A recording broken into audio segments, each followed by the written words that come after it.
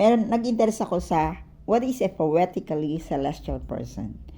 It is a beautiful metaphorical way of describing someone who seems to carry a heavenly ethereal or otherworldly quality in the way they live, think, or make others feel. Ang poetically celestial person ay taong parang may light from heavens sa personality niya.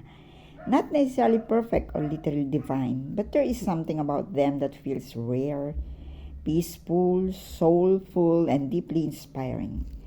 They may be someone who sees beauty in ordinary things, kaya niyang makita ang meaning sa simpleng moments. Has a gentle presence, hindi kailangan maging loud para mapansin.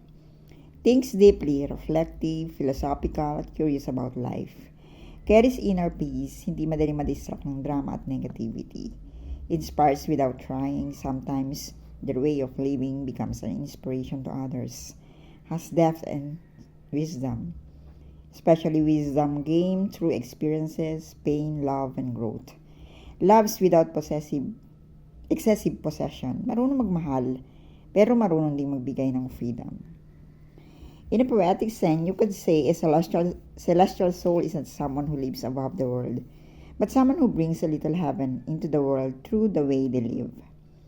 So when someone calls you poetically celestial, it can mean you have a presence that feels soulful, luminous, peaceful, and beautifully different from the ordinary.